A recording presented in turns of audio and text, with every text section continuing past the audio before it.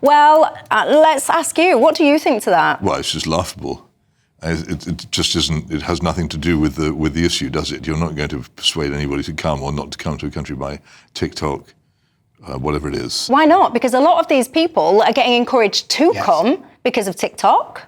So you've got all these videos. Hang on, I mean, you'll have to give me the research on that. I'll give you really good examples, actually. Some of my viewers, you'll probably be familiar with this. You've got these accounts where they're doing, it's almost like, I would almost call them, it's like an online travel brochure. You've got TikTok people now. You've got people going on TikTok, they're filming themselves. They've got all these montages from the moment they get onto their boat. You can see them often chucking their documents away. They're chilling out on their hotel bed. They're chucking wads of cash all around. So TikTok is absolutely being used to help entice people here. So what's going to be on these anti-migration TikTok? Pictures of Rwanda.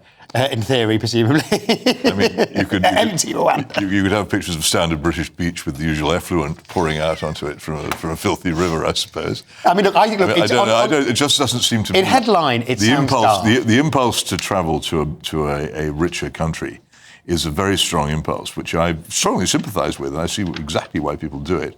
I don't think it's going to be diminished one bit by a TikTok. I think the headline, I can see how it gets people's, blood pressure raging. But actually, when you look at it, it's spend 30,000 quid. I'm not thinking it's guaranteed to work, but as Michelle says, TikTok is actually a big part of this. Not perhaps how, it's how people listen to it. For 30 grand, which is about sort of 2 months of a migrant, one migrant, to drop in the ocean. 30,000 quid is what some people take many, many years to pay in tax. No, out of very small income, so they have an absolute. But what I mean is the percentage of the money that we are spending at the moment on dealing with the migrant crisis. If it does end up, it's still somebody, even one person coming, it's a net saving. It's still somebody's money that they made by working. Absolutely, but I think ultimately, if it stops one or two people coming, it would save itself. I don't think money should be thrown at this, but if it's worth seeing if it has an effect. It does remind me ever so slightly of those vans that Theresa May sent. Oh yeah, I think it's more effective than those.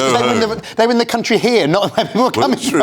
I don't. Well, I'll wait for the research to come. Are you not on TikTok yourself, Peter? Are you? No. You're missing out. I think you'd go down an absolute storm. I think you'd be a sensation. TikTok. Well, I'll give it some consideration. Yeah, we could be his digital managers. We could go make the first one after the show. Yes. No. With the Valentine. I might try and work on it. Yeah, he could hold his little Valentine heart. So I think he'd absolutely fly on there. But look, if we've got to the level in this country where we're going to pay, even the very notion, by the way, I have to caveat this, even the notion that there are such a thing as social media influencers, even that makes me cringe a little bit because I think it's so cringeworthy. But anyway, we are where we are, I suppose, in this strange day and age. But anyway, if we have got to the point now where there is a strand of government policy which is about picking random people off social media and asking them, please, can you try and tell these people not to come here, then, I mean, that says a lot about where we actually are. And the problem that you've got, to Peter's point, what on earth are these guys actually going to say? Because if they tell the truth to their audience, what they'll be telling them is, guys, if you get on one of these boat things in France,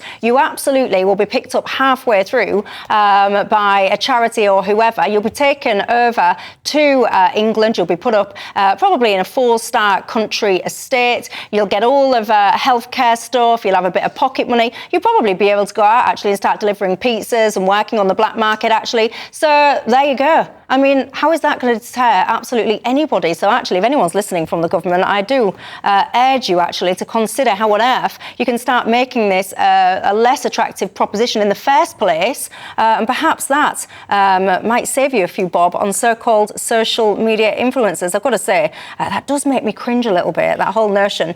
But whilst it makes me cringe, I do, my gut instinct is telling me we could make a TikTok star out of Peter Hitchens. Never say never. Stranger things have happened, Peter, and people make an absolute fortune. Not often. I do sometimes say never.